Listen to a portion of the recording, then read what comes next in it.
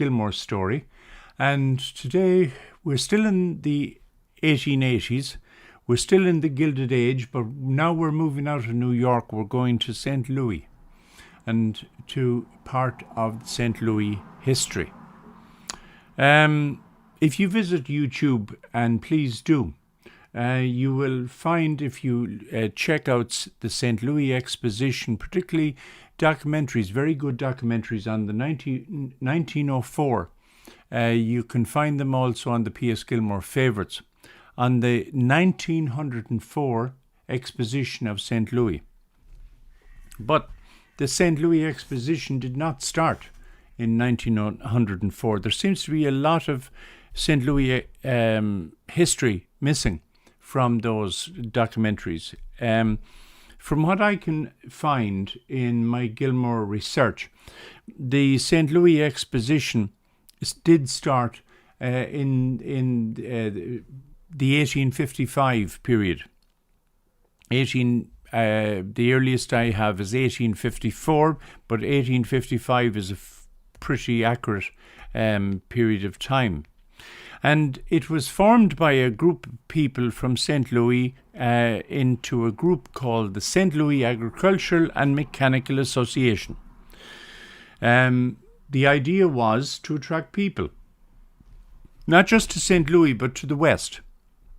On the shores of the Mississippi, they were the gateway for the west, at least in the St. Louis Committee's mind. And it was a non-profit making organization. Any profits that would be accrued would go into developing the fairgrounds further. For instance, in the later 1870s, the zoological garden was formed. Here we've got a picture of the exposition buildings, which were built in 1855 and opened. And on the left there was the music hall, which would seat 5,000 people, and Gilmore would play to 2, 3, or maybe even 4 concerts in his booking there for the St. Louis Exposition, and his booking was 2 months. Here's one of the advertisements for the period, the 20th anniversary from 1889. This is celebrating actually not the 20th anniversary of St. Louis, but the 20th anniversary of the National Peace Jubilee in Boston in 1869. Here's an example from 1885 of what Gilmore would have played from Rossini, Wagner, Donizetti, Beethoven, Saro, the leader of the Kaiser, the Prussian bands that came to Boston in 1872. Here's another example of an advertisement.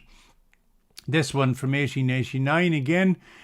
Great St. Louis Exposition, and down at the bottom there you see the fish tanks, the electrical and mechanical displays, the farm and milling machinery. So in other words, the ticket in and the attraction in was to see Gilmore. And when you're finished seeing Gilmore, what can you do? You can see all of this other stuff, and it built up an excitement about the development of the West. Here's a lithograph from 1885 of the finished music hall and St. Louis Exposition building, which I believe today is on the site which is now held by the public library in St. Louis itself. But it was a magnificent building, of that there is little doubt.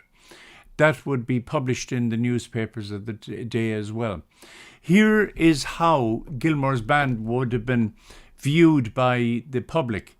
Gilmore's band has been re-engaged for the St. Louis Exposition for the next 3 seasons.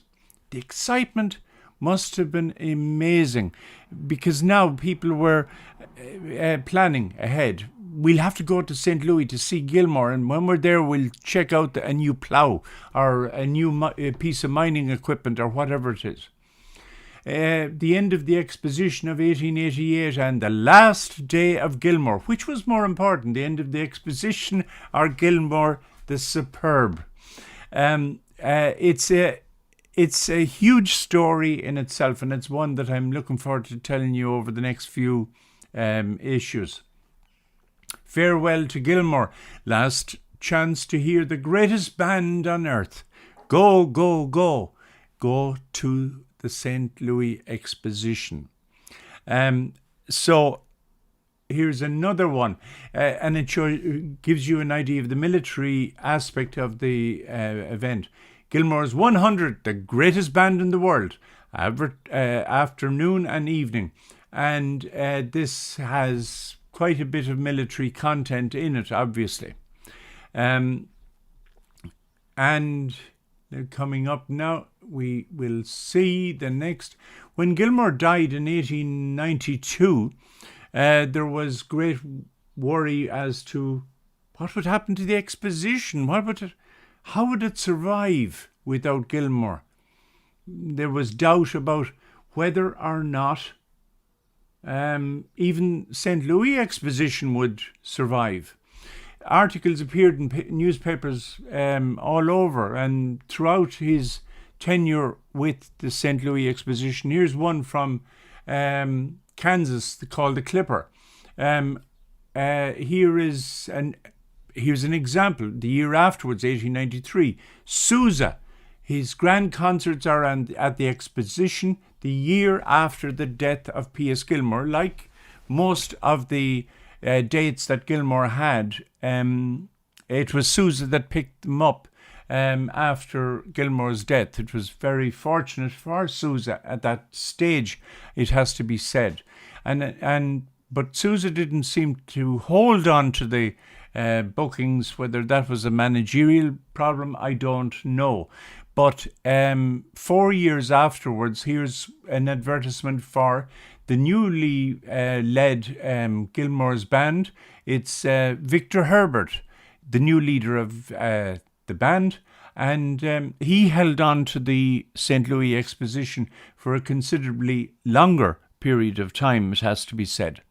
So we're going to be looking at this story over the next few episodes, and I hope you join me. Thank you very much for your attention, and click subscribe. And if you have any questions, contact me at gilmoresband@gmail.com. Thank you. Bye now.